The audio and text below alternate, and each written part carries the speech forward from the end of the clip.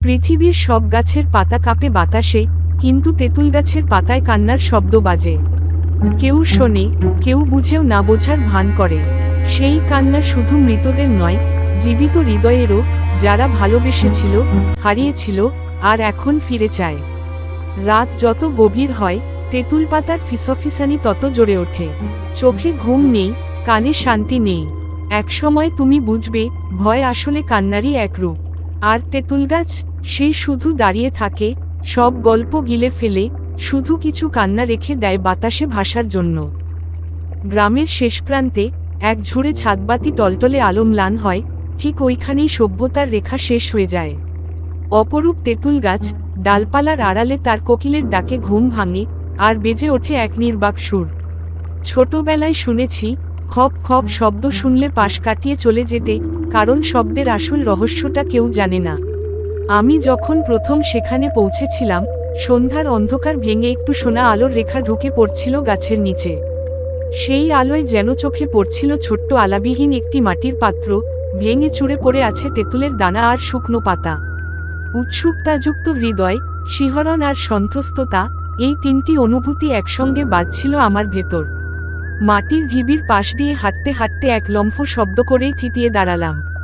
দূরে, অন্ধকারের মাঝে অদ্ভুত নীরবতা, না, শুধু নীরবতা নয়, বরং শাসঙ্ক ভরা প্রতিশ্রুতি। শোনো, কেউ কণ্ঠে ফিসফিস করে বলল, তেঁতুল গাছ শুধু গাছ নয়, সে স্মৃতির একটি দরজা। সেই ভঙ্গিতে আমার শরীর জুড়ে কাঁটা দিয়ে উঠল। রাত্রি যখন গাইডরালে নেমে এল, আমি নির্জন পথচলায় ঢুকে পড়ি গাছটির ছায়াঘেরা অরণ্যে। এর চারপাশে ফাঁপিয়ে আছে পুরনো সমীকরণ, বুক চিরে বেরোয়া অনুরাগ আর অমোঘ বেদনাভরা আহ্বান। প্রকৃতির ধ্বনিকে ভেদ করে এক অদ্ভুত কান্না, যেন কেউ ভেঙে পড়া ঢেউয়ের মতো সংগ্রাম করছে। আমার পায়ের তলায় পাতা ক্রসলে বাজে, আর আমি অনুভব করি যেন কেউ, না, কোনো এক রহস্যময়ী আছড়ে আমার দিকে ফিসফিস করছে। হঠাৎ পেছনে থেকে টলটলে একটি কণ্ঠ, মৃদু মৃদু চোখের কান্নার মতো। সাহসী হলে আসো, স্বরে অঙ্কুরিত এক আবেগ, আমার আদরের আলোক ছায়ায় লুকিয়ে আছে সেই অন্তহীন গোপন কথা। প্রতিটি অক্ষরে যেন বিষাদের আস্তরণ। আমি দম বন্ধ করে শুনতে থাকলাম, আর তেঁতুল গাছের ফাঁকা ফাঁকা ডালে পালায় বাজতে লাগলো বিপুল মায়ার সুর। কেন্দ্রে এসে দাঁড়িয়ে চোখে পড়ল গ্রামের বৃদ্ধের নানা ছবির সংগ্রহ, ধুলো জড়ানো ফ্রেমে বন্দি হাসি, কান্না, উল্লাস, আর অবিশ্বাস্য দুঃখের ঝলক। তাদের প্রত্যেকটির নিচে খোদাই করা 1952, বড়কতমিয়া আতঙ্ক 1974, মাধবদীর কান্না ইত্যাদি। অনুভূতিতে জেগে উঠল এক নিবিড় অশান্তি, কারো জীবন ছাপ, যেগুলো কখনো কেটে যায়নি, এখনো টুকে আছে তেঁতুল গাছের রেশমি বাঁকে। 22শে অক্টোবর, সেদিন ছিল পূর্ণিমা। পূর্ণিমার আলোয় তেঁতুল গাছের ছায়া যেন জীবন্ত হয়ে উঠত। গ্রামের বেশিরভাগ মানুষ এলোমেলো আলোচনায় বলতো, সেই রাতেই অদেখা কোনো কেউ যন্ত্রণাদায়ক কান্না বের করে, কারো হাসপাতালের দিকে দৌড়াত, আবার ফিরে এসে অজ্ঞান হয়ে যেত। কিছু মানুষ বলেছিল, তাদের চোখে দেখা গেছে গাছের ডালে পালায় ভেসে বেড়াচ্ছে এক কনিষ্ঠ কন্যা, শ্বেত বস্ত্রের পরি, সমুদ্রের ঢেউয়ের মতো দীর্ঘ চুল। আমিও সেই ঐতিহাসিক রাতে অপেক্ষা করলাম। মৃদু বাতাস বইছে, কুয়াশা বিস্তৃত, আর দূরে বাজছে সেদিনের গ্রামের মন্দির বেল, অস্ফুট যে কোনো এক দোলাচল। রাত আরও ঘনীভূত হল, আর হেমন্তের অম্লান বাতাসে আলো ছায়া একাকার হতে লাগল। হঠাৎ হাসিমাখা কণ্ঠে ফিসফিস শুনলাম, শুধু একবার লুকনো পথ ধরে নামো। ভয়, কৌতূহল আর একরাশ দুঃসাহস মিশ্রিত অনুভূতি সমানুপাতে কেটে গেল কাশ্মীরি বাতাসে। আমি অপ্রত্যাশিত সাহস নিয়ে সেই ডগাবাজ পথ ধরলাম। পথ যেন লুম্বু পরি নাচছে, দেয়ালে দেয়ালে আঁকা আছে সেই তরুণীরা মুখছবি, হৃদয়ে রতল থেকে ছুটে আসা নির্বেদন ক্রন্দন। ধীরে ধীরে ডান দিকে একটা ছোট খাজ দেখে, আর তাতে ঢুকে পড়তেই পৃথিবীর সব শব্দ যেন থমকে গেল। প্রতিষ্ঠার আওয়াজ, পা বাদলের জল, পাখির ডাক, সবকিছু স্তব্ধ। একমাত্র চাঁদের আলোয় দেখা গেল, তেঁতুল গাছের গাঢ় ছায়ার ভেতর দাঁড়িয়ে আছে সাদা লুঙ্গি পরা এক তরুণী। চোখ বেয়ে নেমে আসছে অসংখ্য অশ্রু। সে ছটফট করে হাত ছুঁড়ে ধরল আমার গলার কাছে, কণ্ঠ থরথরিয়ে কণ্ঠচ্ছ্বাসে বলল, আমার গল্প শুনো, আমাকে মুক্তি দিও। পুরো শরীরে ভীত সঙ্গম, তবু সেই কথায় যেন ইতিহাসের সব বোঝা কাঁধে চাপা পড়ল। কি করব? তার চোখের গভীরতায় প্রতিধ্বনিত হচ্ছিল সেই প্রাচীন নিঃসঙ্গ আত্মার ক্রন্দন, প্রেম, বিশ্বাসঘাতকতা, প্রতিশোধ, মুক্তি, একজোড় আবেগের ক্যানভাস।